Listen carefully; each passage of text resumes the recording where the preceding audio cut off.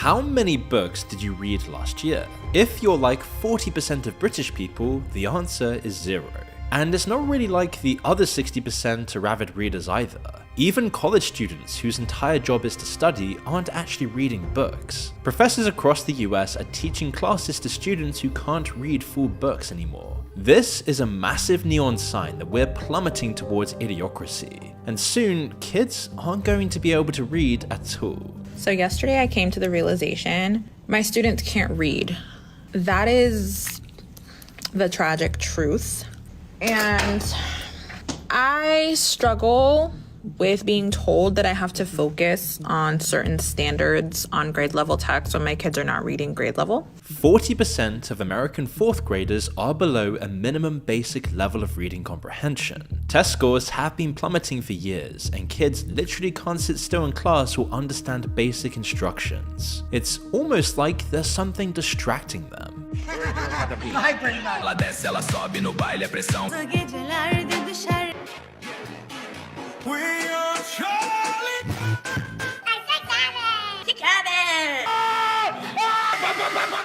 Mind-numbing, isn't it? Well, this is exactly the problem. For years now, teachers have been reporting massive problems with behavior, making stories like this all too common. In a comment on the teachers subreddit, a user described their middle school students in a truly dystopian way. Literally all my middle schoolers want to talk about are TikTok trends and memes. That's it. My school prohibits phones from the first homeroom bell to the dismissal bell. As soon as the bell rings at the end of the day, they're pulling their phones out of their bags and scrolling TikTok as they walk out of the door. They literally don't know how to function without it. It's scary. Other teachers chimed in with their own similar experiences. We took the kids to Knott's Berry Farm and they were just on their phones the entire time. A lot of them didn't ride any rides. I had multiple kids tell me their favorite part was the 5-hour bus ride there because they got to be on their phones the whole time.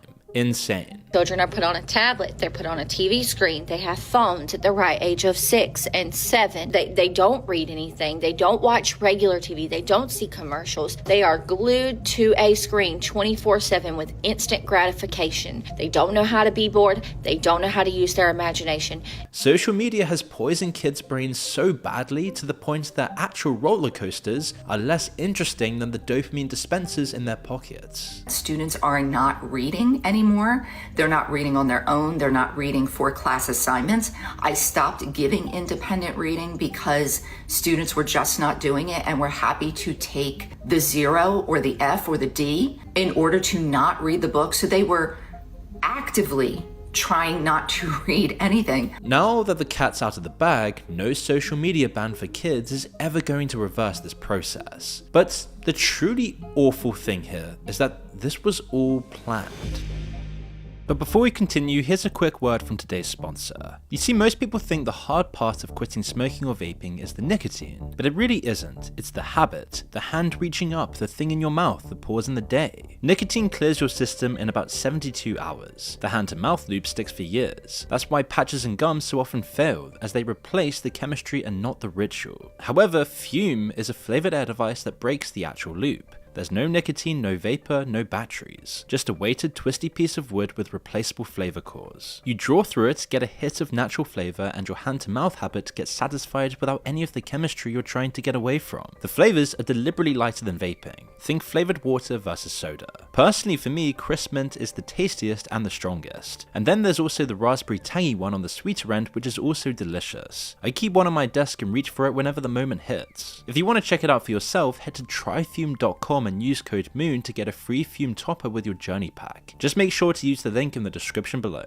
Now, it might have began as a side effect, but it became an intended consequence. Brain rot is just one part of the puzzle. If unleashing the digital equivalent of crack cocaine onto the nation's children wasn't enough, the US also embraced a system that completely failed to actually teach children how to read. Meanwhile, the tech oligarchs have taken over control of the news people watch, the social media sites that they use, and they've even gutted the education system, just when it was most needed. Put together all of these pieces and the picture becomes clear. We're rocketing towards idiocracy. This isn't the first time the education system has been designed to suit their own interests. Public schooling and education has always had a purpose outside of actual education. Do you know Paul Gaudy? No. Okay, Gotti, I hope I have his name right. He was Teacher of the Year in New York State a number of years. He was no admirer of the current education system, let's say. And he wrote a history of the education system, which was extremely interesting. The Prussians established the first public education system. And the reason they did it was because the Prussian emperor wanted to produce obedient soldiers, disciplined, obedient soldiers. Now that was adopted in the United States in the late 1800s by industrialists mostly. All sorts of rural people were pouring into the cities to start working in factories. Their kids needed to be cared for while they worked, and then their kids were likely to have factory jobs. And so the purpose of the public education system, and this is why there's rows of desks and factory bells and this insistence on timing, was to produce disciplined, obedient workers. Men like Rockefeller and Carnegie, whose names are still all over the public education system, weren't purely motivated by the good of the nation. They wanted to shape the next generation to fit the needs of their machines. In this case, they were men who followed strict time schedules and who would be able to work the machines they were assigned to. Rockefeller is often quoted as saying, "I don't want a nation of thinkers, I want a nation of workers." The results of this philosophy speak for themselves. Now, however you feel about Jordan Peterson, it doesn't really matter. This has been noticed and discussed by people all around society. In one of his lectures, Noam Chomsky had a lot to say about this. First, he plainly says the same thing. The basic institutional role and function of the schools and why they're supported is to provide an ideological service. There's a real selection for obedience and conformity. Let me just tell you a personal story. My oldest friend, closest friend, is a guy who came to the United States from Latvia when he was 15. The first thing that struck him about American schools was the fact that if he got a C in a course, nobody cared. But if he went to school 3 minutes late, he was sent to the principal's office. That's ultimately why public education was instituted in the United States, in place to meet the needs of a newly emerging industry. It's not often that both sides of the political spectrum can agree on the same thing, but here we have it plain as day. To change the fabric of society, they didn't put their focus on the adults. They targeted children, indoctrinating them when their brains were still vulnerable to these repetition techniques. Every day was managed like the factory. They taught them to respond to the bell, to sit still and work for hourly periods, to blindly listen to the person in charge. These feedback loops repeated over and over again, year after year, changed society. Fast forward to today, and that education system is still pretty much the same, only it's been left to rot. In fact, for decades, kids were taught using a system that didn't actually teach children how to read. From around the late 80s to about a decade ago, schools across the West taught reading using the whole language system. It emphasized teaching kids to read by making them guess the meanings of words or phrases, rather than by sounding out the letters and actually understanding the word itself. Despite being proven as inferior and inadequate, whole language was still pushed for decades because it profited the people selling the learning materials. It was only when a 2022 investigation showed all of this that the farce finally ended. But by the time that scandal broke, an entire generation of children had already been failed by it. Some of them are now adults, walking around with high school diplomas they can't even read. Take Eli Audit, a 19-year-old who just started her freshman year at the University of Connecticut. She graduated from the Hartford public school system last year. The only problem? She's completely illiterate. Even today, could you read this, or would it take you a long time? It's impossible. I just see his words everywhere. Alicia graduated from the Hartford public school system last year, but she says today she is illiterate. She still doesn't know how to read or write. By high school, she was using text-to-speech apps to fake her way through every single assignment. So, if you had an assignment where you had to write something, you'd open up a document like this and then do what? I would go here to use the text-to-speech. It says dictate. Dictate, yep. I love pizza. This is how you would do your assignments. If you had to read something, that's how you do it. Her mother begged the school for help for years and got nothing but empty promises. Now she's suing the Hartford Board of Education. Whether you believe her story or not, profit became the incentive a long time ago for the people who are truly in power, who have no interest in educating people. And why would they want to educate regular people? They don't need factory workers anymore. Western nations aren't producer economies anymore, they're consumer economies. And that's exactly what happened. American manufacturing collapsed. Yeah, and they did it all for money. And they did it all because they were greedy. They were already rich. All you need to do to confirm this is to take a drive through any town or city in Middle America. poverty, deprivation, and hopelessness everywhere because the jobs just vanished. They don't care that their grades are low. They don't care that they're not reading. And when I had honest conversations with some of my students, I got the constant refrain that nothing is going to work for them anyway. They're never going to be able to get ahead. They're never going to be able to own a home. They're never going to be able to raise a family like their parents and grandparents did. So why even try? While this process began years before they entered the scene, the tech moguls have been complicit in its completion. Now the middle class is evaporating and the working class don't work anymore. Now, regular people are only relevant as consumers, and to consume, you don't need any level of education at all.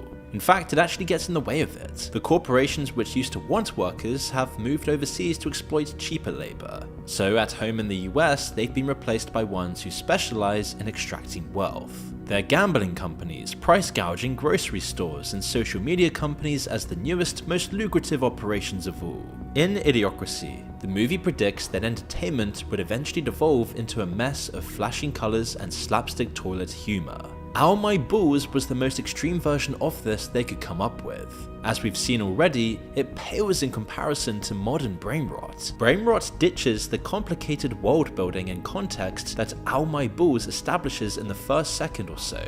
The algorithm would just see this as wasted time. It wouldn't work for the attention spans it's designed to cater to. We're what, 20 years from when YouTube was first released? What's entertainment gonna look like in another decade or so? TikTok's only been around for like 8 years. Well, like any addictive substance, brain rot has varying levels of strength. Adults might watch less offensive, slower paced, informative shorts with actual artistic value. But the real addicts, who are mostly children, need something a lot stronger. The social media companies, just like the tobacco companies before them, know that targeting new users is really all they need to do. If they can get someone hooked, then they've probably got a lifetime customer. This has been established for years. A whistleblower who was interviewed by the Senate in 2021 said exactly this.